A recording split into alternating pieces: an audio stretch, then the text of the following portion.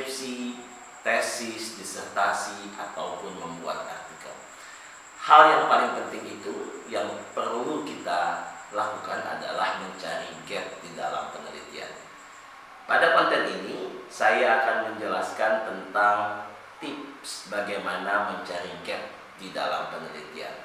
Sebelum kita bahas lebih lanjut tentang gap dalam penelitian, jangan lupa subscribe, like, komen, dan bunyikan lonceng notifikasi untuk mendapatkan video terbaru dari saya. Nah, ketika kita berbicara tentang research gap, kita mesti tahu dulu apa sih sebenarnya yang dikatakan dengan research gap atau kesenjangan penelitian. Jadi yang dikatakan dengan kesenjangan penelitian adalah permasalahan yang belum dieksplor atau belum dijawab oleh peneliti-peneliti sebelumnya. Research gap ini sangat penting karena research gap ini bisa menjadi keterbaruan atau novelty dalam tulisan kita atau dalam penelitian kita, dan ini menjadi alasan kuat kita untuk melakukan sebuah penelitian dan juga membuat sebuah tulisan. Kalau kita submit di artikel, para editor atau para reviewer akan mencari research gap dalam penelitian kita. Kalau research gap itu tidak kuat, atau kalau tidak ada research gap, maka kemungkinan besar tulisan kita pun akan ditolak.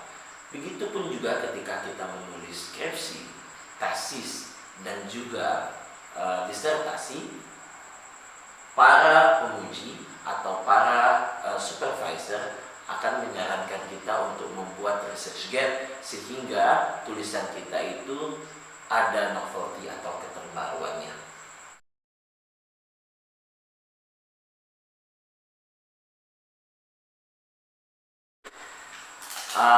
Paling tidak ada 2 tips yang bisa kita lakukan untuk mencari gaps dalam penelitian atau mencari kesenjangan dalam penelitian.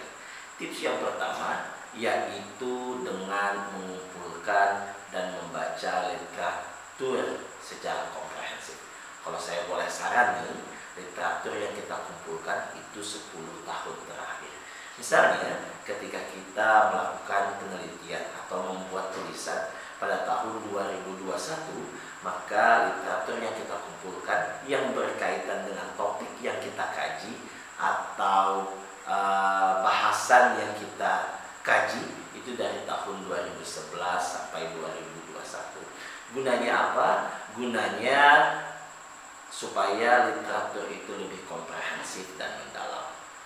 Nah, setelah literatur itu kita kumpulkan, kita bisa melakukan 2 cara. Cara yang pertama yaitu melihat bagian akhir dari jurnal atau literatur yang kita kumpulkan, baik itu jurnal atau itu tesis, disertasi, skripsi.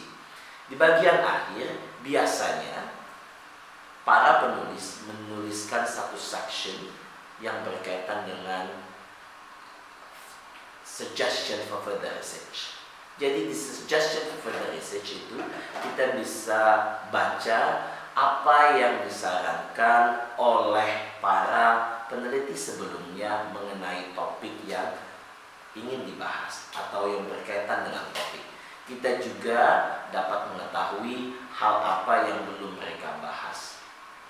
Jadi dengan melihat section further research itu merupakan salah satu cara yang paling cepat yang bisa kita lakukan untuk melihat research gap di dalam penelitian. Nah, cara yang kedua yaitu dengan membaca literatur yang sudah kita kumpulkan itu secara komprehensif. Tetapi bukan hanya membaca, kita juga membuat yang namanya table literature review. Kita membuat nama penulis, membuat teori yang dipakai, membuat metode yang dia gunakan, kemudian membuat hasilnya, dan setelah kita membuat yang namanya table literature review, kita bisa menganalisis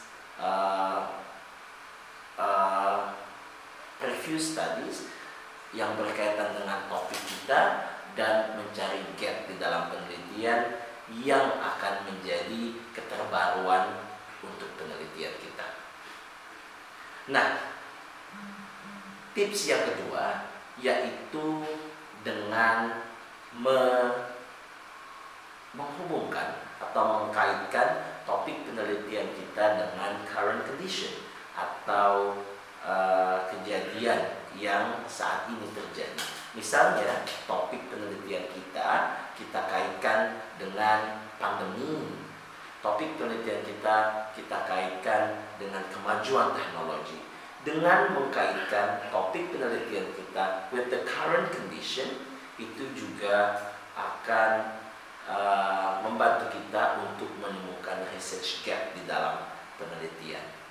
Jadi secara singkat ya, dapat kita simpulkan bahwa ada dua tips yang dapat kita lakukan untuk mencari research gap. Yang pertama dengan mengumpulkan dan membaca literatur yang terkait secara komprehensif, dan yang kedua dengan menghubungkan topik penelitian kita dengan current condition yang terjadi pada saat ini.